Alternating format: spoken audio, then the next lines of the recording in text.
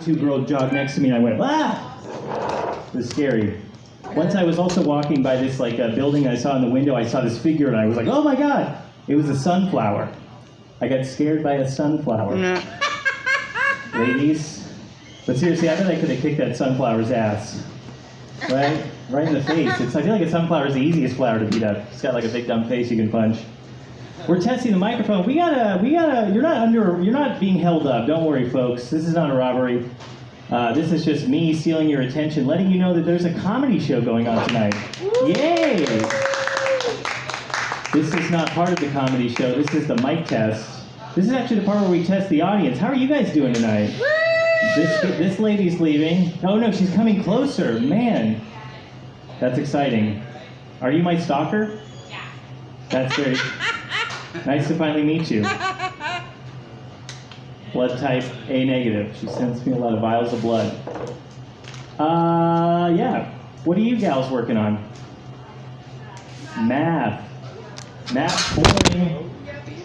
Unless you're me. I love math so much that once I did my favorite math lesson on a scroll. Ladies? Okay. Yeah. So, you're going to have to laugh tonight, you guys. Are you guys okay with laughing? I love the silence. I meditate. This is true enlightenment up here. But anytime we get silence, I'll tell you a story about the silence. I was at a bank in LA, and you know how banks are kind of quiet inside? And it was pretty quiet. I was going up to the ATM, and I just hear this guy go, "No, you're being unreasonable!" Which is usually true for the person shouting in a silent bank, you know what I mean? It's like usually the person shouting is not the unreasonable one, right? I didn't mean to scare you ladies. It's finals week for them. She said it's okay. Terrified. She's shaking, either from fear or Adderall. I don't know what kids are into these days. It's finals week, you never know. My brother used to take a lot of Adderall, and now he's very successful, so kids. Yeah, it's a kid's show. Anybody else want to get up on this thing? Test it out? Ma'am? Well, I'm up first, so. Oh, you're up first. Yeah, so are we ready to go? Is Ish coming? I'm just here. It's his show. It is Ish's show, so is he? You should probably, host it. Yeah, I know, man. I'm just testing them. I'm just the sound guy. This is my union uniform.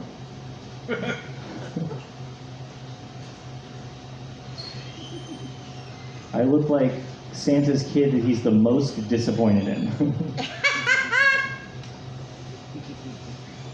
Yeah. Thank you for your silence.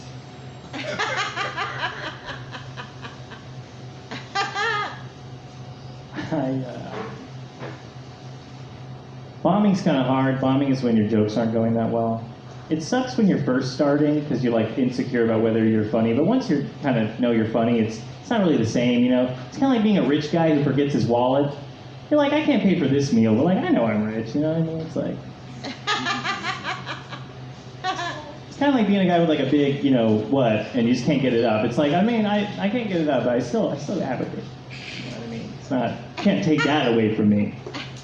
It's out of commission, but it's not the same sort of insecurity. Like when you first start up, you get up there and you're just like, am I funny at all? Have people just been lying to me because they know I have Asperger's? You know what I mean? It's like, it's tough.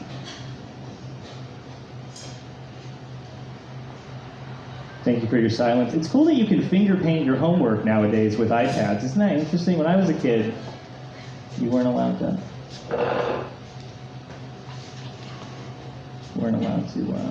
Finger paint. So I'm looking to get the response that's the opposite of the sound we're currently hearing, which is silence. So whatever the opposite. What's the opposite of how you guys are feeling? Yeah!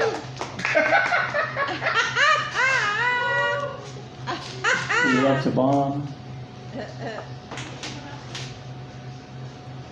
Yeah, so you guys can hear the mic? Yes. Sir.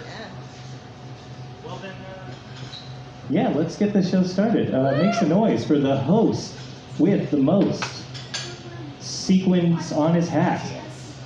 Ish, comic folks. Yay!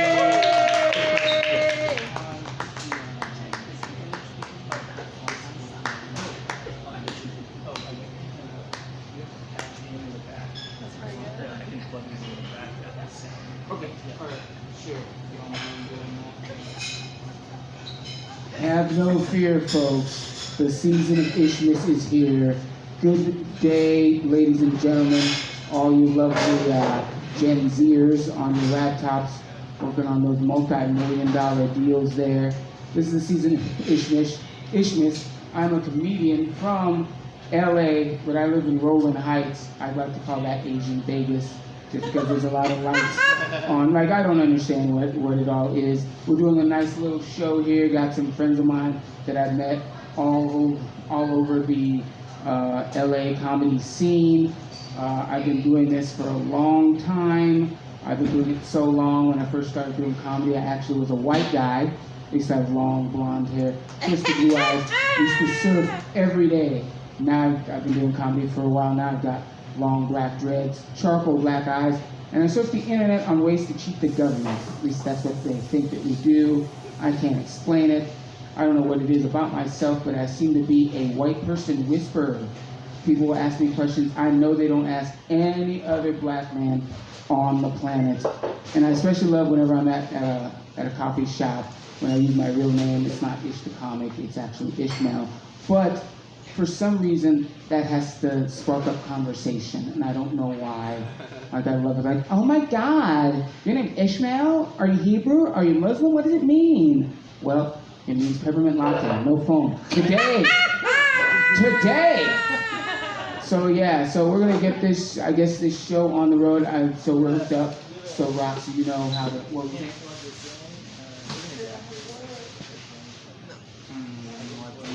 Do you have a headphone jack for your own stuff to plug in? No. There's no. You send me the link. What's the plan? Yeah, I can do that. It's going to send me the link. Oh, okay. Well, I just want to let you know the Christmas music. Just one Christmas song. No. No, I have So, folks, this is my first actual production of a show. I did this last year. I was actually just like co-producing a show at UBG and Universal Bar and Grill. It went great. I was just dealing with a lot of musicians, so me coming in and doing some, quick 2 minutes here and there was quite enthralling. What are we doing now? Okay. So that's your phone. That's his phone. Okay. So for me, I just plug it in from that.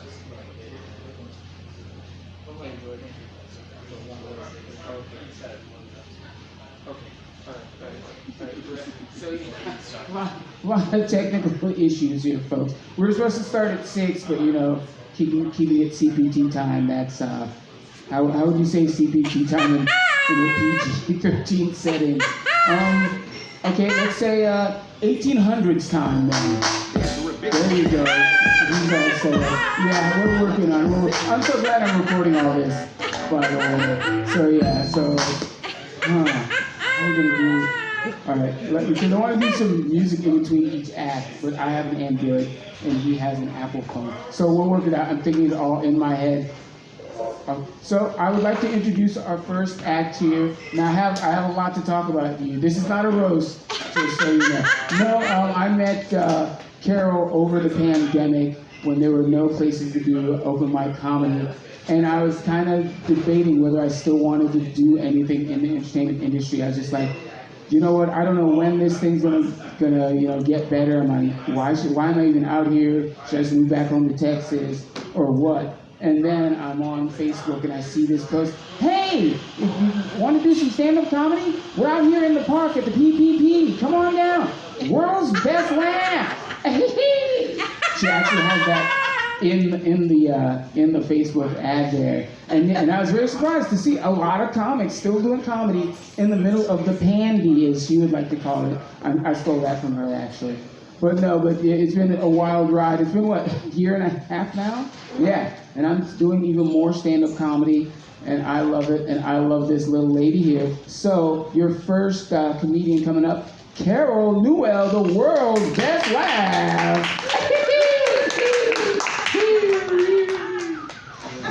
Thank you, Ish. Yeah, so that's true. I was out there all during the pandy doing the comedy in the parks and the parking lots of Los Angeles. Because, you know, why not? I wasn't going to stay home and not do comedy. That's terrible. So, you guys ready for Christmas? Christmas is coming here in a couple weeks. I like to call it the COVID season. That's true. I get the COVID every Christmas, right on Christmas Eve. Well, at least that's been the trend the last 2 years. 2020, I got the OG COVID. That was terrible. That was 10 days at home with my sister taking care of me. I survived that and the COVID, you guys. She was horrible. Yeah. We didn't have the vaccine in. We were just, wild and out there.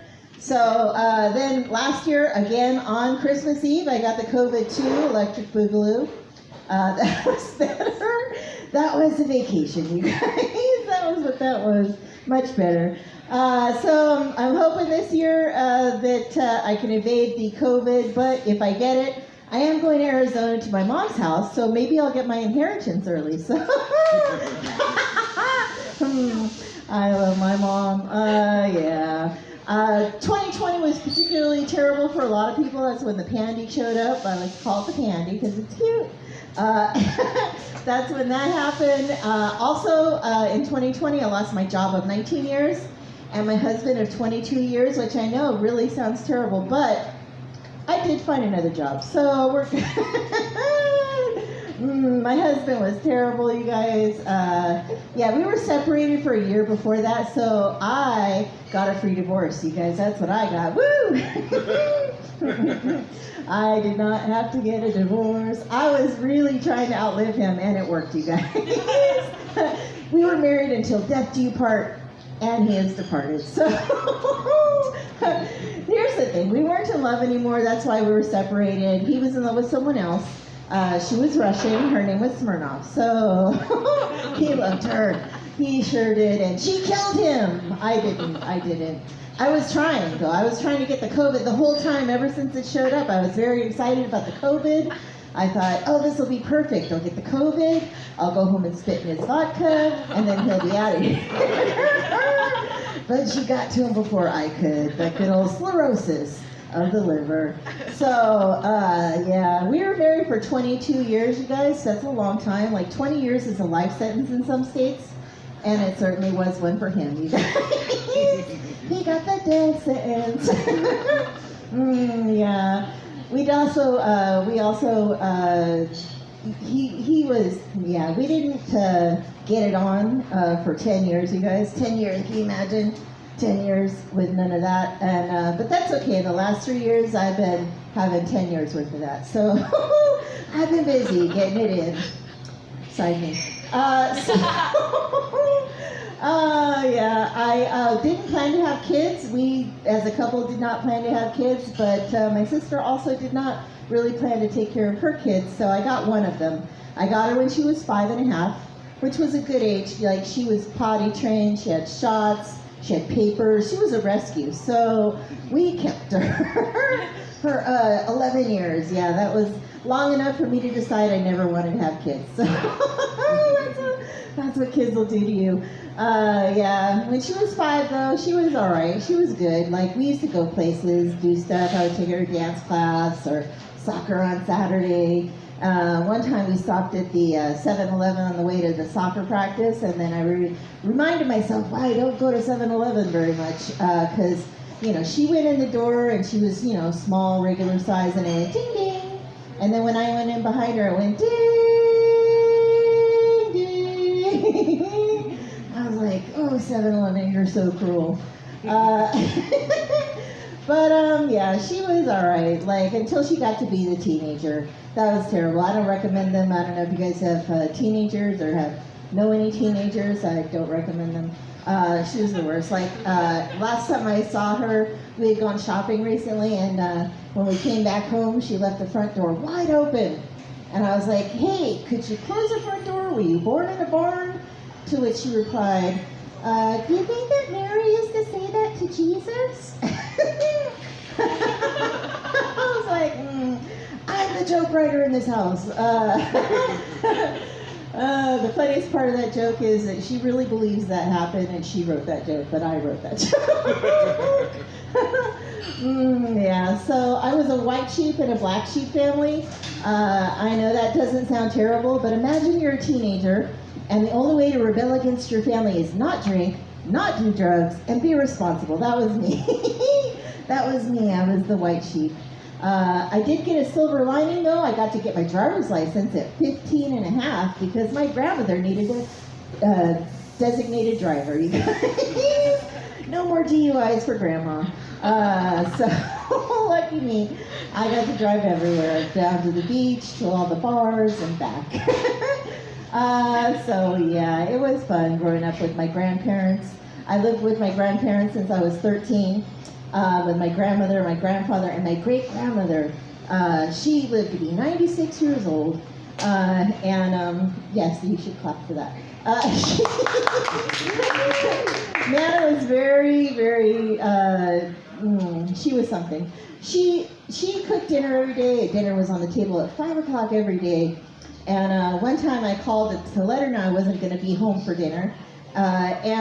She answered the phone and I said, Nana, it's Carol. And she said, Carol isn't here. And I said, Nana, it's Carol. I'm at Debbie's house. Oh, hi, Debbie. How are you? You're so nice. And I was like, Nana, I'm not going to be home for dinner. Oh, Debbie, you can come to dinner anytime.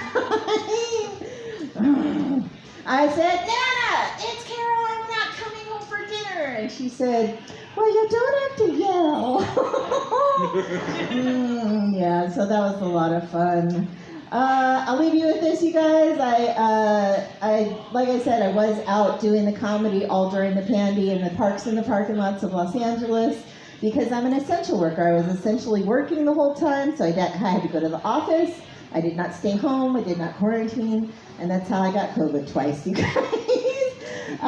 So yeah, I'm out in the parks and the parking lots. Here's the thing. I know this is not the face of gangster rap, but I love the gangster rap, you guys.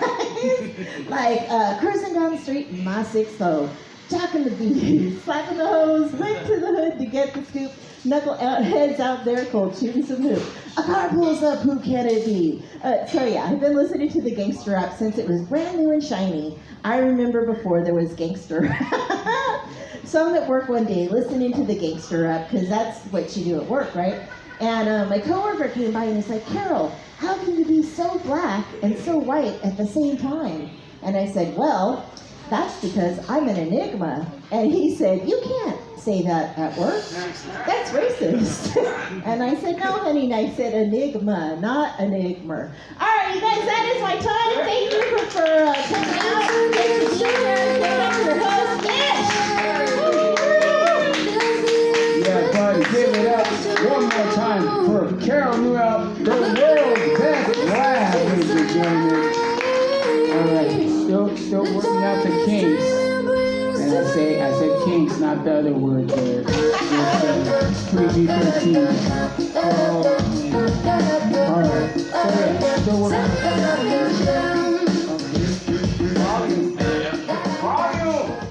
There we go. Yeah, I'm trying to work somebody else's phone right now. So yeah, it's going to be one of those nights. Now I do want to let everybody know here, as I've already warned all of the talent that we have here today, that this is a PG-13 show. Now I do have a lovely kazoo here that I will not hesitate to blow if anybody gets a little rowdy. That's your warning. And then I'm throwing flags on anybody here. 2 flags, that's a flagrant 2, you're off the stage. And then I gotta bust out my umpire bit here. Like the umpire says, what? Get out of here! But no, but I know everybody here, I trust everybody will follow the rules. I'm looking at you, sir. The man of the hour, too sweet to be sour. He's coming up next year. I met him in lovely Liquid Zoo, or all over the valley. It's either Liquid Zoo or Corbin Bowl. And when he's not Instacarting, he is slaying. And I'm not talking about video games. That's all I'm going to say. Ladies and gentlemen, the elusive Jeremy Paul.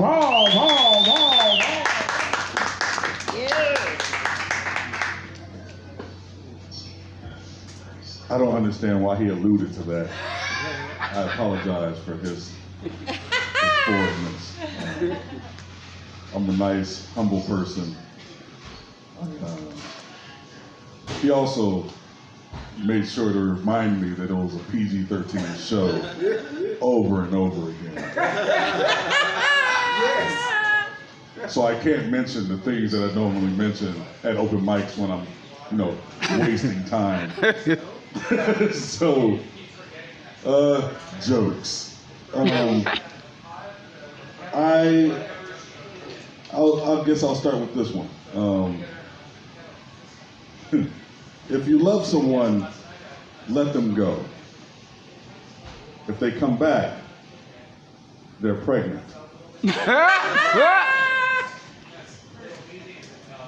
PG-13.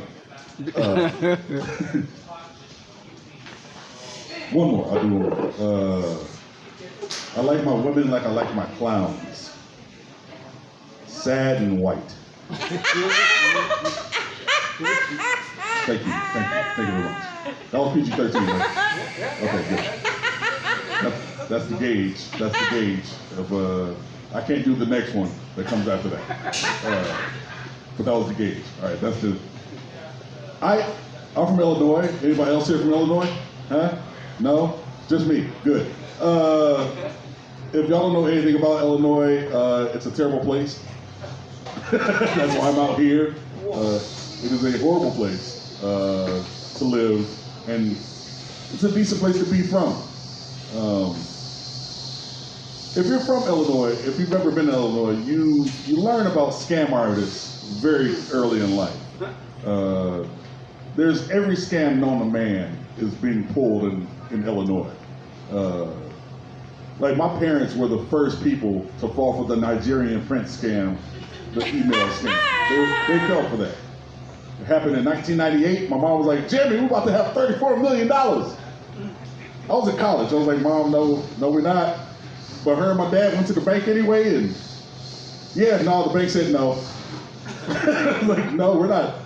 This isn't real, people. And my mom and dad had to walk out of the bank humiliated, but they fell for Nigerian prince scam because they didn't know any better. So I've known scam artists my entire life. And I thought I had seen every single scam known to man, right? But I was wrong. I found that out 6 years ago, how wrong I was. Because 6 years ago, I was walking down the street after I bought comic books, which we can all admit is a scam, right? Comic books, scam. Good. So I was leaving the comic book shop, and I walked to the corner, and that's where it was. The greatest scam I've ever seen in my life. It was I looked in the window, and it was a karate studio.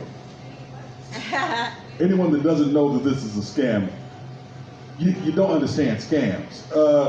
Inside this karate studio was a large black man, bald head, karate gi, black belt. And in front of him were a bunch of children. And one of the kids walked up in front of him and did this. And then he kicked that kid in the chest. Hard. The kid fell down, jumped back up, and did this. And then ran to the end of the line. For the next kid to come up and do the exact same thing. Do y'all not see how great of a scam that is?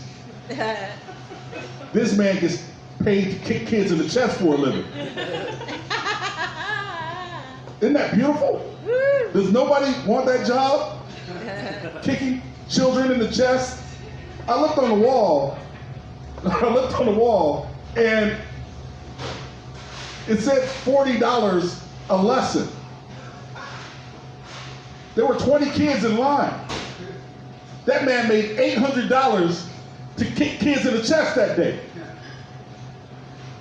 How do y'all not see the beauty in this? Like, this is This is brilliance. I know the baristas over there would rather kick kids in the chest than serving you guys coffee all day. Am I right? I'm right. Don't ignore me. I see you smiling. It's a beautiful scam. By the way, at the end of the class, because it was a graduation class apparently, there were parents there. The parents were sitting there watching their kids get kicked in the chest, and they all stood up and started clapping. And they screamed, "Thank you, Master Tony." Master Tony! This dude caught myself, got himself. He really got called Master Tony by a group of people. And look, I'm in Mensa. I'm one of the smartest people on the planet. My job is to tour the country telling jokes for $150 or tonight 20.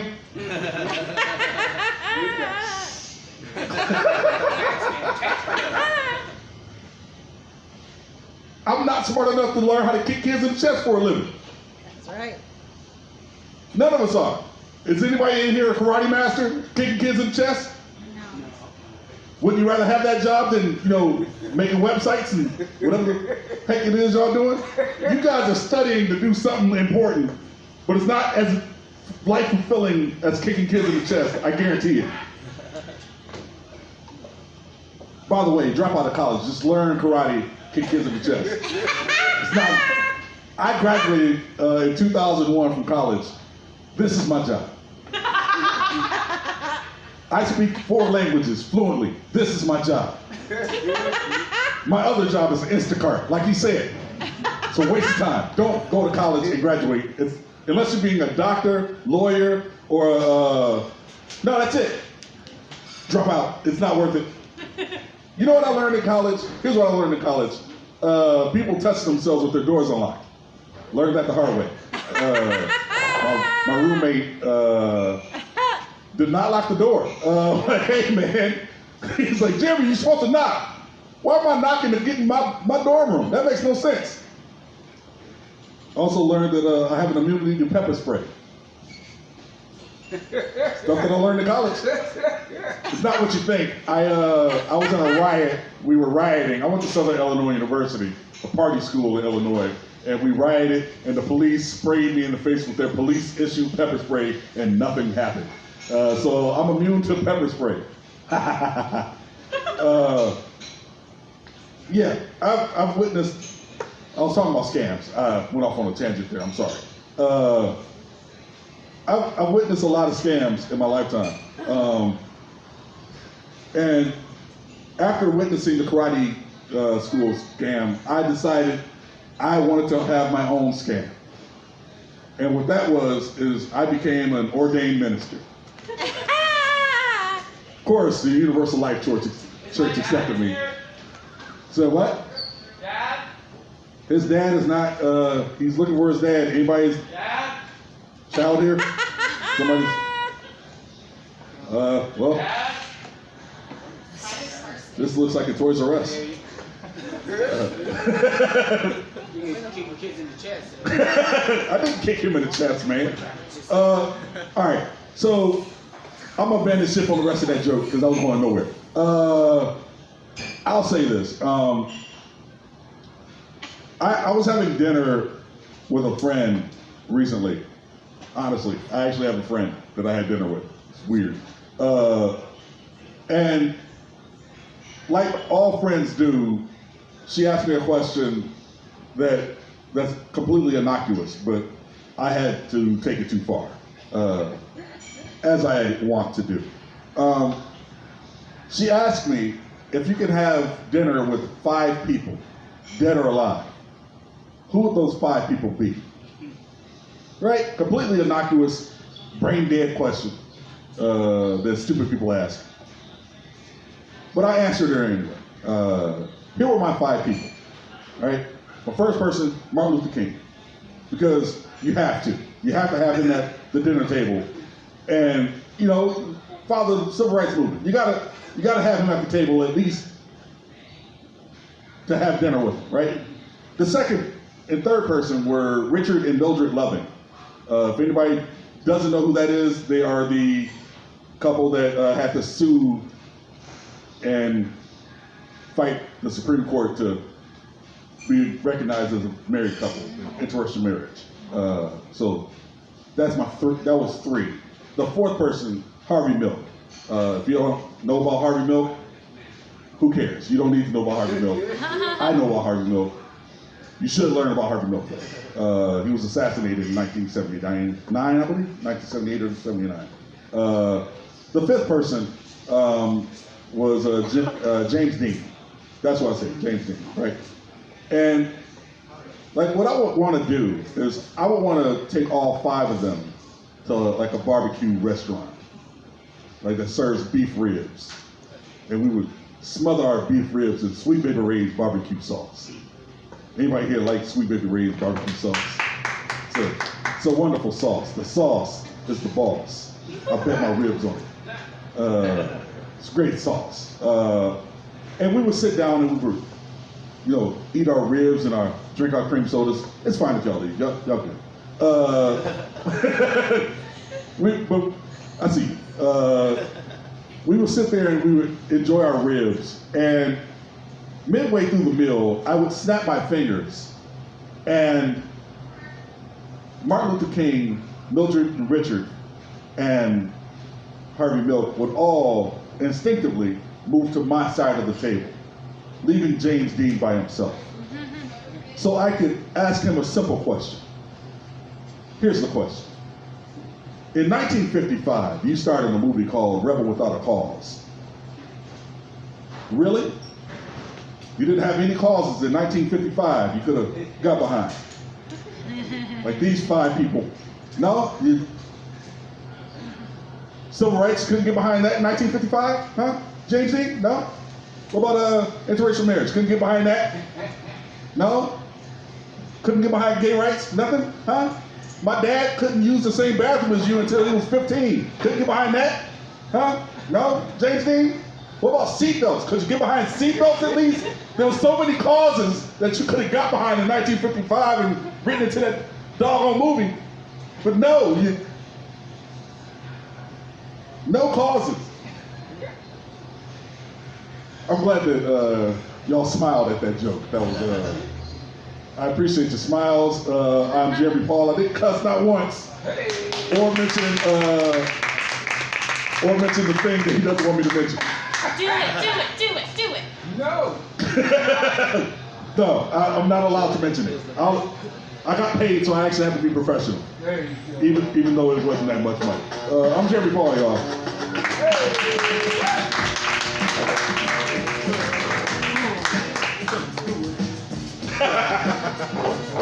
Give it up for Jeremy Paul, ladies and gentlemen. Like I said, he's a slayer, and I'm not talking about video games. But I actually just, he's talking about kids, kicking kids in the chest. I just found out I'm going to be a father for the first time, folks.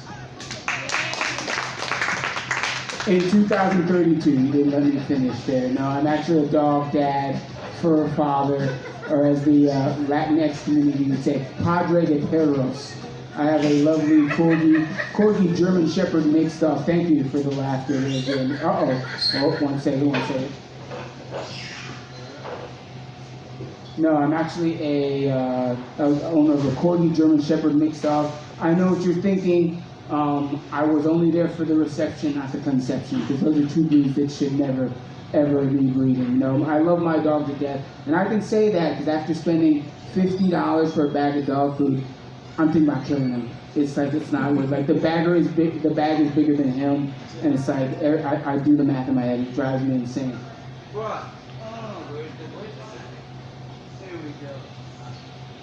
All right, now your next artist, I just found out a couple months back that me and him live like 3-4 miles away from each other in the same Rolling Heights town here. But I met him at one of our mutual friends open mic, I believe Castro Vegas in lovely downtown LA. Great spot, 6006 Pico. If you're ever in the area, like I think last time I was there, right after Thanksgiving, I did like 20 minutes set, which I had never done before. And I did it, and I couldn't believe. Anyway, I'm rambling right now. I didn't even realize that.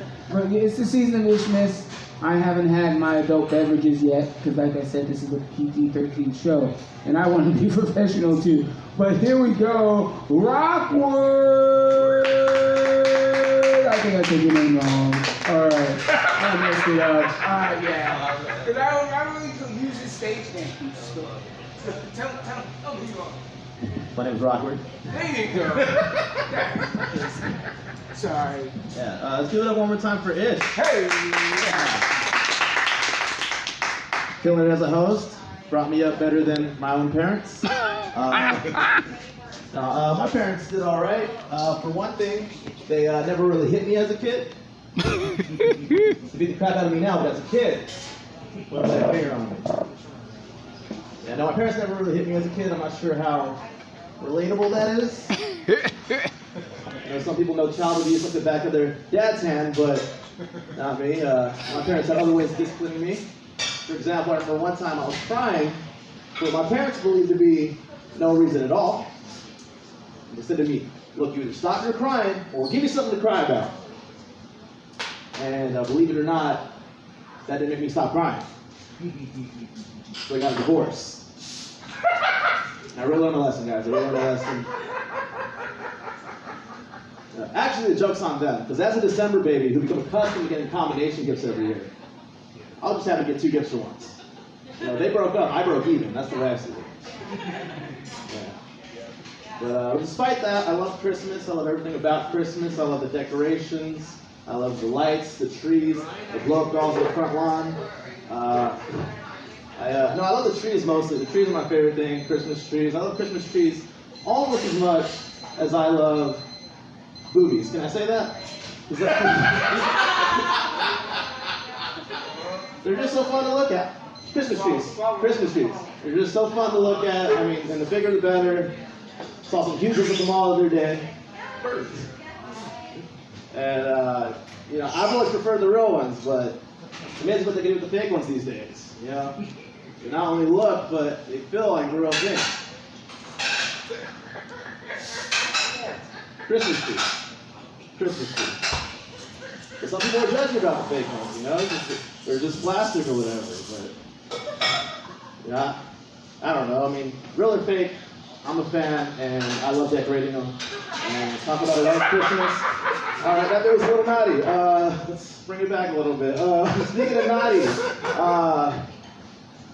do you guys think kids these days are naughtier or nicer than they were in past generations? What do you guys think? Naughtier?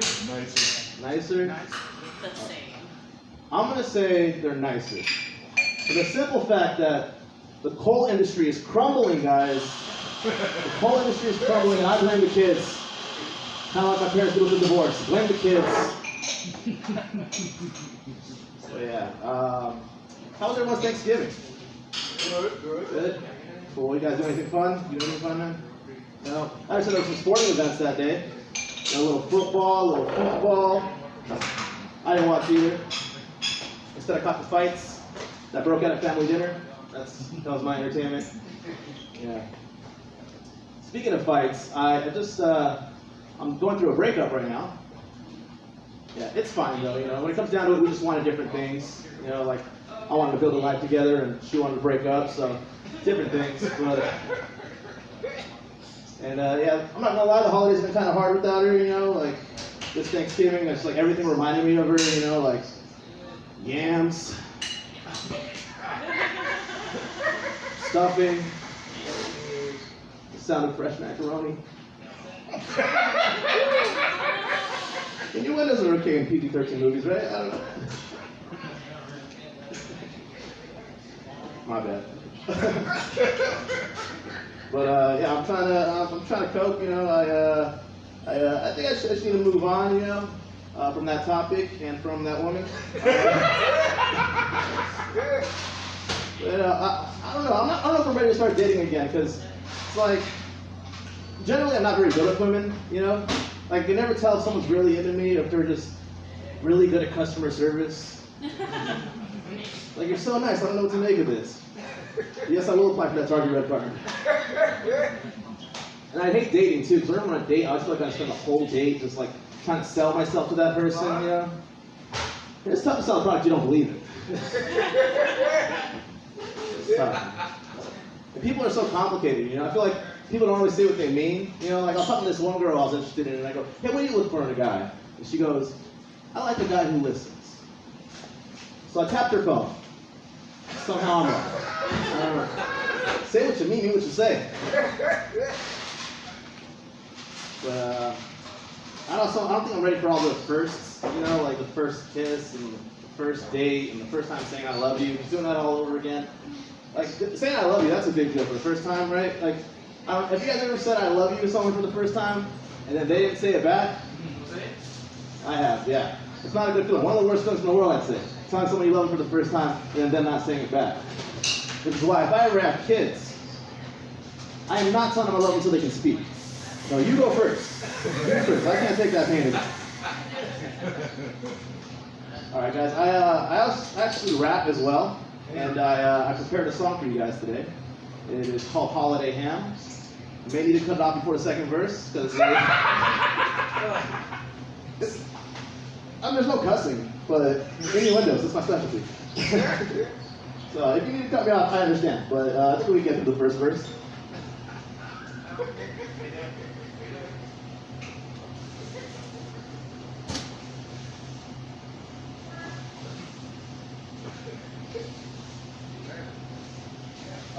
Once again, I go by Rockward, R-A-W-K-W-A-R-D.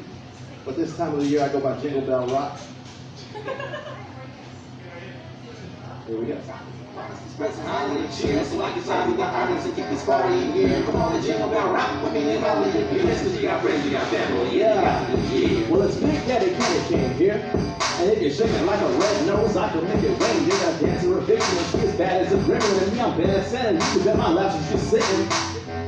For lack of a graphic description, we can just call it the Santa position. Santa's got a brand new bag, yeah. Santa's out here bagging these women, and no poinsettia, but your boy did get a floral gift. Some of that northern gift, so adore with it. We can hang on the trees like some ornaments, getting sore to live. I gotta go to the bowl for some northern lights to take a tug from the bowl of my corn cob pipe. A corn cob pipe, a corn cob pipe. To take a tug from the bowl of my corn cob pipe. Cause the sun's coming down, and I ain't come soon. When this time comes around, you get better my mood. And if birds of a feather fly together, it's true. I'll be ready to do what I'm ready to do. And go holiday ham. I'm going holiday ham. Go holiday ham. Let's all go holiday ham. The sun's coming down, and I ain't anytime soon. So when this time comes around, you just get better my mood. And if birds of a feather fly together, it's true. I'll be ready to do what I'm ready to do. And go holiday ham. I'm going holiday ham. We're going holiday ham. Let's all go holiday ham. Let's say it once. You can look like. There we go. So let me know. So let me know when you're home alone and we can get the clapping cheeks like Macaulay Culkin said. Let me know when you're home alone and we can get the clapping cheeks like Macaulay Culkin.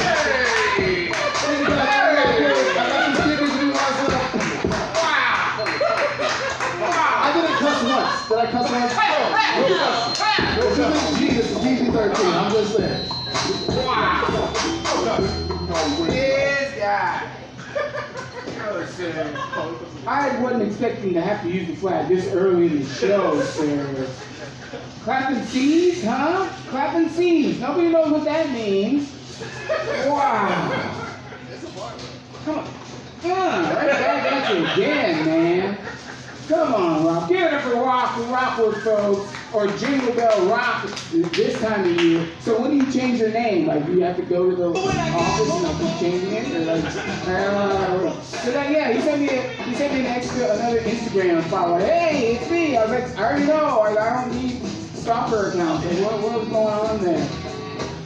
Well, what can I say about this next comic that hasn't been said already?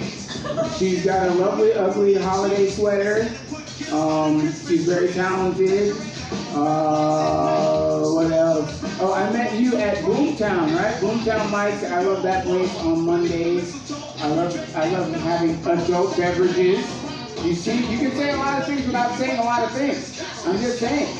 I like to jingle bell a lot at night. I don't know. Yeah, I don't know. I'm trying to be PG, risque. I don't know. See, I can't even do that. For me, like, it's easy to just be clean. Like, there's only so far you can go with the telling butt jokes and stuff like that.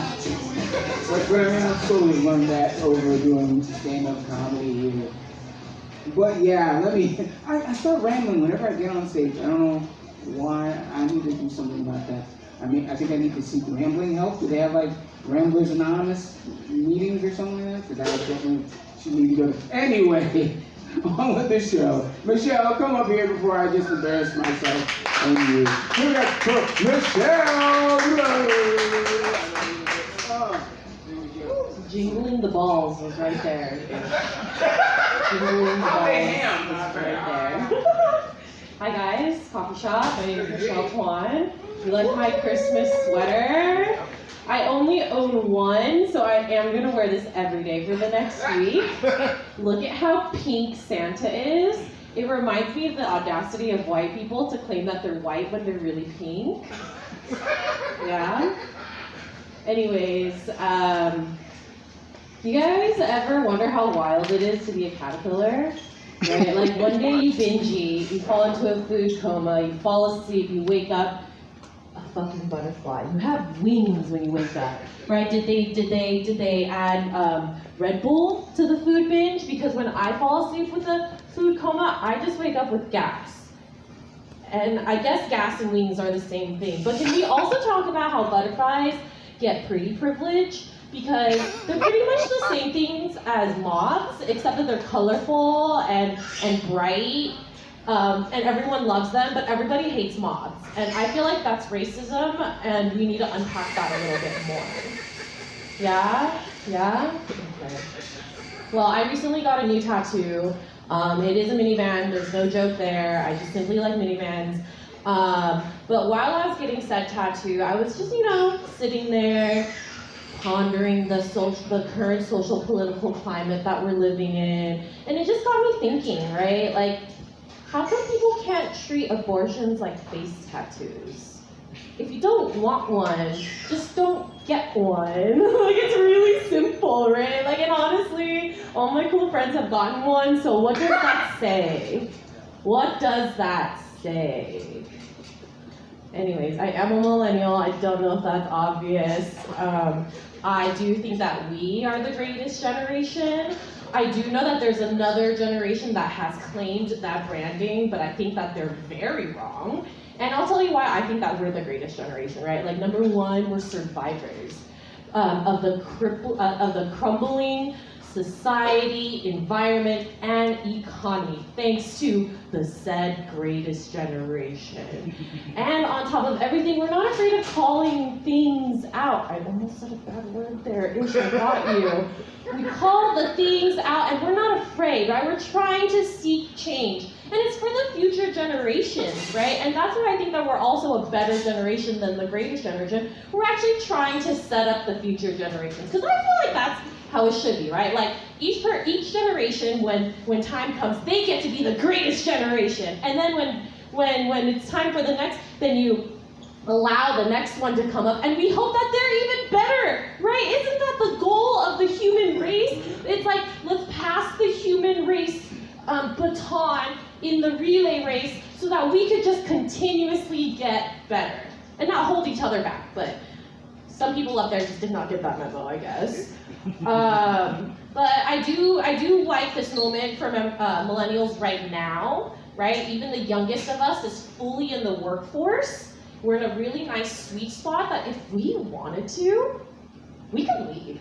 Like, we could just move, right? It's not like we can own property that's holding us down anywhere. If we outgrow an environment or an environment gets too toxic for us, we can just get the heckers out of there. We could leave, go see what it looks like over there, experience some new life. And you know what we have that the generations before us didn't? We get to pick and choose where we want to live based on which natural disasters we're more okay with. I had this realization when I was in New York, and that's when I realized that these mother effers are perfectly fine with a midsummer hurricane, whereas I find the random jolt of an earthquake brings the excitement that I'm looking for in my life, right? Like, they like to be wet, I like to be dry. They like to be cold, I like to be hot. It's, I guess, to each their own. At least neither sides are tornado people. Any tornado people in the house? Oh, you said what region of tornado you come from? Illinois? I did not know tornadoes happened over there. Interesting. I've always wanted to see one. No? I think I do. But I guess I'll take your word for it. I lost my train of thought. Where was I? Oh yeah, tornadoes. Tornadoes. Oh, yeah. Speaking of being from LA, that's where I am from. The LA dating pool is trash. I'm pretty sure there's poop in that dating pool, and it's gross. I really don't like it, but I guess that's why God, I mean Steve Jobs, gave us dating apps. Anybody here on dating apps? What dating app are you on? All of them. All of them? I like that technique. Throw a big net. I hope you catch something. No? How's it going for you? Terrible. Terrible. I feel that. I feel that.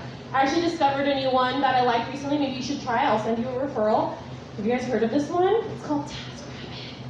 Oh my god, it's so effing good. The other day, I ordered this hot-ass guy. He came over and he checked off all the boxes, right? He has a job, strong, good with his hands, knows where I live, punctual, showed up on time, you know, came with a 5-star review, and most importantly, he comes when summoned. Phenomenal. I'm here for that, right? He hasn't called to ask me to hang out, but he did text me and ask me for a little love note. And by love note, he just asked me to give him a 5-star review. But you know what? I'm not here to kink shame. Whatever tickles his fancy. But yes, I am very single. I am ready for some lovin', like some real lovin', some real good lovin', you know? Some Mick lovin' with chick, maybe some fries. French fries brings me true happiness. You guys ever realize that you can't say happiness without penis? Happiness, happiness, happiness. Say it with me. Happiness. No one said it, but thank you, thank you. Happiness. What is that? Is that the patriarchy running deep again? First it was history, now it's happiness. What's the next happy vocabulary word that I'm gonna discover is riddled with misogyny? Anyways, I digress. Where was I? Oh yeah, French fries brings me true happiness. And French fries do actually remind me of penises because they come in so many different shapes, sizes, cuts, degrees of saltiness, levels of tenderness. Way too many dipping sauces if you ask me. But most importantly, even when I have a bad one, still down for it.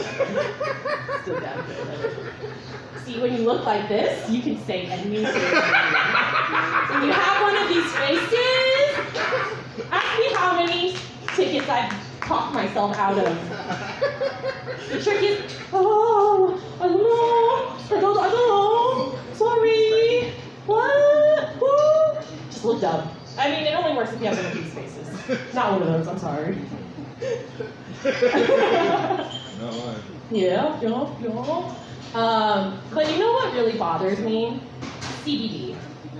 CBD is just watered down THC that somehow, some way got repackaged, remarketed, and rebranded so all the rich white men up top were like, yes, we're down. We're so with it. 50 states across the board legal, and we'll even have the doctors push it, right? See, my problem isn't actually with CBD, it's just that how have we not figured out how to do the same type of little like rebrand, repackaging, or remarketing so that somehow, some way, the rich white man up top will be like, yes, abortions, we're down, 50 states across the board. It just, I feel like there's a connection there that we're not bringing the dots together on. Okay, yeah, my therapist told me not to say that, but I am happy to say I am in therapy. I have almost completed my very first year of therapy, and I think after the next session, I'm done. I think I've been therapized, I've been fixed, and I'm over it. My therapist does not agree, but I'm paying, so. And the problem is that it's expensive, and Actually, I'm not paying, but I do like to pride myself on being an INDEPENT independent modern lady. I do pay all of my own bills, but somewhere along the way I decided that my mother was going to pay for my therapy because of, you broke it, you buy it. You broke it, you buy it. And it's worked out. I mean, she wasn't happy when I said that to her. She gave me her classic dirty side-eye look with a frown.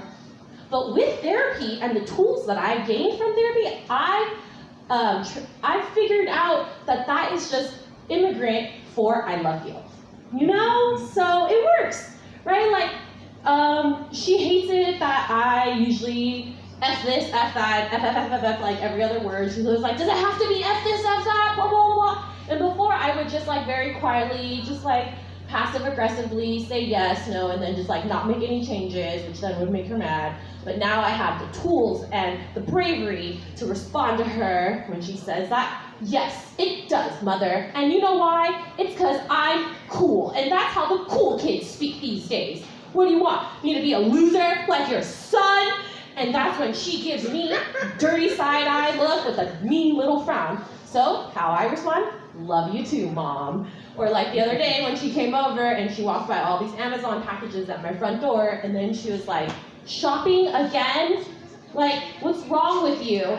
Do you think money grows on trees? You're just always buying stuff.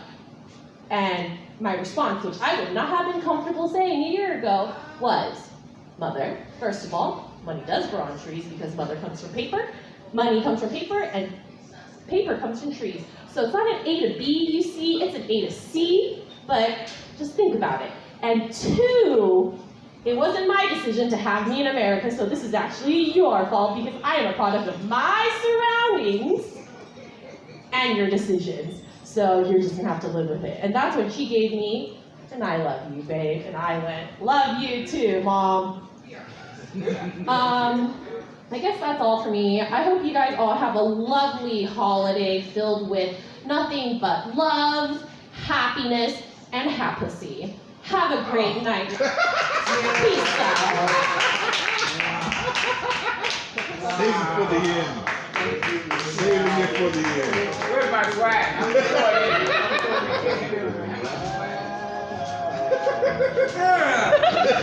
I'm throwing flags from now on. I'm just gonna have them handy. I'm trying to like juggle all this stuff in my face here. No, there you go. Now my phone.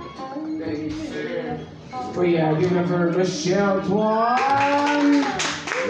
You guys really pushing the limits tonight, huh? Thank you, Jeremy, for not being that guy. I was worried more about you than anybody else here. But now I gotta watch everybody. Everybody is a suspect. That's what I'm saying. Buford, don't even start. Don't you start. Where are the children? That's not the point. Why are you laughing? I'm throwing the flag at you too. I don't care. That one was for you. Just for laughing at this situation. No, the thing is, one of Mark's friends always has that little child. She got blonde hair. That was who was here the first time I got here. Mark offered me the chance to do this show. He said, hey, just keep it PG-13. So I was like, okay, I'll keep it PG-13, even though she's not here. I believe she's here in spirit. So there you go. So I'm still having my flag and blowing my kazoo when you start testing me, Rockford and Michelle and anybody else. Brandon about to come up here. I hope you can keep it clean, sir, because you look like a clean guy. You don't really look that clean. But, no, I met him when I first time I got here. About 2 months ago. I just came in to do a mic, and I don't know. I try to be as clean as possible, just because there's only so many fart jokes you can say, I think. But yeah, so that's just me. And I'm rambling again. Anyway. Brandon was here hosting, and I love the vibe here. Mark offered me, hey, do you want to perform in December? I was like, sure. And then I just sent him an email, and he's like, hey, do you want to produce the show? I was like, sure, Ishmas is on. And I celebrated Ishmas last year just co-hosting, and now I got this little show. I'd love to do this again next year, maybe a little closer to LA. But if I do, I'm going to make sure to get this cat on there. Ladies and gentlemen, Brandon Banks.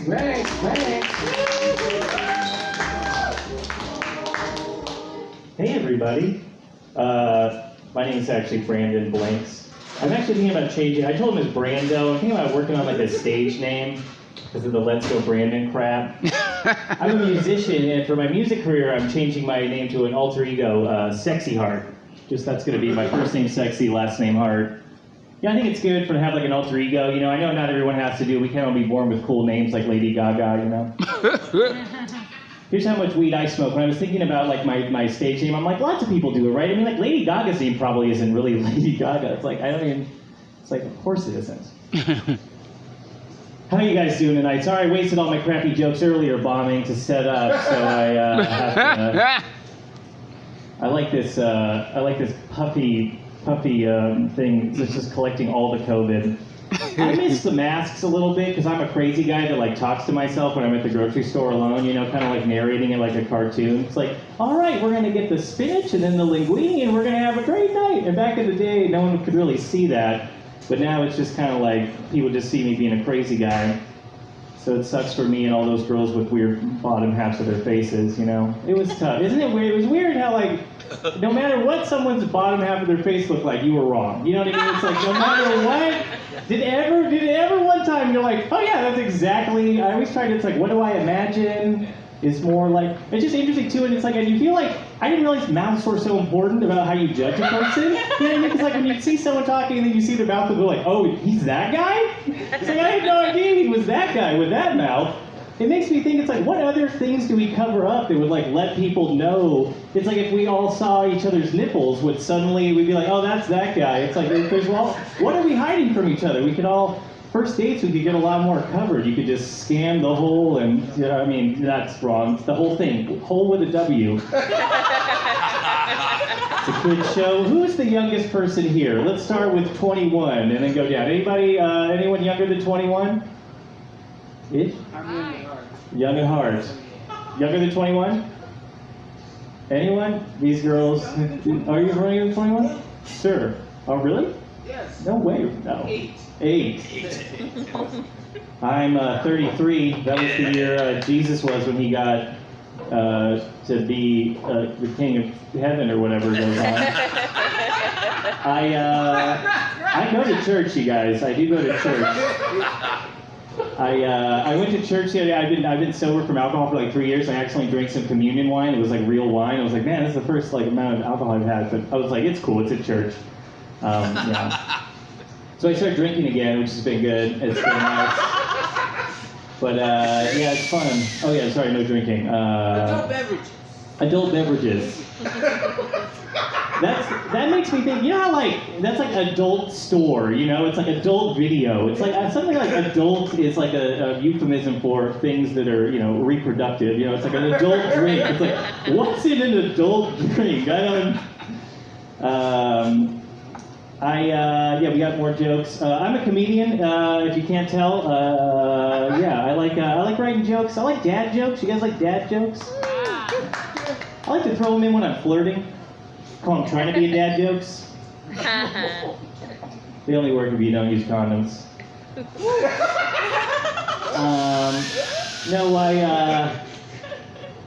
I love making people laugh. My favorite quote about laughter is this one: if you can make a girl laugh, you can make her do anything. That was said, of course, by the forever beautiful Charles Manson. And based on what he got those girls to do, I'd say Chaz is pretty hilarious. Yeah, I like making people laugh. You know, the real quote is actually from Marilyn Monroe. She said, if you could make a girl laugh, you can make her do anything. But bang you. You know, right, guys? Comedian, just because you're making a girl laugh doesn't necessarily mean that she's going to sleep with you, right? I get it. Like, girls' friends owe me a lot, and I get it. I'm a great friend. I'm very fun. I'm entertaining. I'm like that really hot girl that thinks guys are into her for her art. You know what I mean? It's like, just because she wants to hang out with, girls want to hang out with me doesn't mean they want to sleep with me. They just want to hear sassy quips about their boss or their guys that aren't calling them back. You know what I mean? It's tough to get friend zoned though, you know. It's tough. I like being friends with girls that have boyfriends because it's easier. You're not like feeling bad about them not being in love with you. But like when your single friends are like telling you, it's kind of hard when girls are like complaining about all the sex they get to have when you're so lonely and single. It's like it's kind of like this for ladies can't understand. So like it'd be like if you have a friend. Imagine you're a guy and you're really rich. And you have a friend who's like really struggling. She's broke. She's like an actress. She's working at a restaurant. She's trying to get extra shifts, but it's not really working out. And then you go and tell her a story. You come up and you're like, "Hey, sorry, I'm just in a really bad mood." She's like, "Oh wait, what happened?" It's like, "Well, I was hanging out with this girl the other night, and I don't know. She seemed like she was really into me, but then I just paid her rent for no reason, and then she just left." You know, it's like she'd probably be like, "Really? You didn't?" You want to pay my rent? Rich guy, you got all these assets, you just pay another friend? I thought we were friends. It's kind of like that. I'm single, I think, still single. I like being single. It's really easy. All you have to do is nothing. Nothing, and 4 years later, you're still single. It's great. I actually went on a date the other night, sort of, with this girl who's kind of witchy. And by that I mean she's a practicing witch. She really does witchcraft, and she took me over to her like art studio and showed me her like statues of bodies without heads on them, and it's interesting. Like I said, I go to church, and it's always tough. Christian girls are really nice. They're very sweet and loving, but something about them, you know, I just can't put my finger in it. But it's like, but anyway, sorry, that's okay. But yeah, anyway, but that's a kid show. But the thing is like, you know, when you're dating a Christian girl, you got to think like, you got to worry that like, that's like, you know, Jesus is sort of like, you know, you got to think about how he feels about the way you're treating her. You're like, that's a lot of pressure. With like a witch girl though, you know, she like worships Satan, and so you're like, I don't know. That's almost worse, you know. You don't want to mess up with Satan. You don't want to like not call back Satan's children. You know, something bad might happen. You know, Jesus is pretty forgiving. If I ghost one of these nice Christian girls, like he's just gonna forgive me. But you don't want to mess with witches. So yeah, I don't think I'm gonna call her back just because I think I'm trying to just save my soul. I'm into a lot of weird world religions. I used to hang out with Christians. You guys ever go to a house church, like where Christians get together and talk about they talk about Jesus and stuff. And I would share about Buddhism and Hinduism and all the meditation I'm into, talk about tarot cards, you know, all that witchcraft. And it was cool. They teach me about Jesus, and I felt like we were all becoming friends. But after a while, they're like, kind of want you to put a ring on it. They're like, "Hey, Brandon, we're doing baptisms at church on Sunday. Do you want to come?" You guys don't know, that's where they take you in like a kiddie pool and dunk you underwater and you die to your sins. They give you a free t-shirt. But they're like, "So Brandon, we're doing baptisms on Sunday. Do you want to go?" It's like, do I want a bunch of Christians to know I practice witchcraft to hold me underwater? I don't know. Seems a little, hey Brandon, we're having a bonfire this weekend. Why don't you bring all those yoga books and meditation cushions and we're going to have a great time. You know what I mean? Hey Brandon, we're hanging out by the rock quarry, tossing around boulders. Why don't you bring any of your adulterous friends down? We're going to have a great little workout. Yeah, what else is going on? Thank you for your silence. Yeah, I try to be more rehearsed. Just so you guys know, a lot of these jokes I wrote and memorized and have said before. I know I'm pretending I'm saying it for the first time, but this is all lies. And these aren't even my best jokes. I have to save my best jokes for when I'm flirting after the show. You know what I mean? You don't want to use it all at the front. I love this place. I love Moon Goat. I host the open mic here. It's a lot of fun. That's where me and Ish met, and it's funny because I always have to tell comedians, you know, like how do you like give them the little rules. I'm like, yeah, it's like PG-13, so it's like you can do, but just don't say like the J word, you know, which is like funny. Clapping cheeks. Yeah, one kid made a joke about clapping cheeks, and to get him back, I said, "Clap your cheeks together for that last performer, fellas." It's pretty good. Yeah, kids. I'm a millennial, and I feel like Gen Z. My little brother's Gen Z, and they have so much game. Kids are so much more sexual. Like I remember my little brother. He came to visit me in LA, and I took him to Amoeba, and I bought him The Chronic on vinyl because I'm like that hipster brother. And so he took a picture of him with The Chronic, and I put it on Snapchat. And he was, and like some girl, I saw him texting some girl, and it was like, "Oh my God, Ethan, you look so cute." And he just responded, "Let me smash." And I was like, "Damn, dog, let me smash."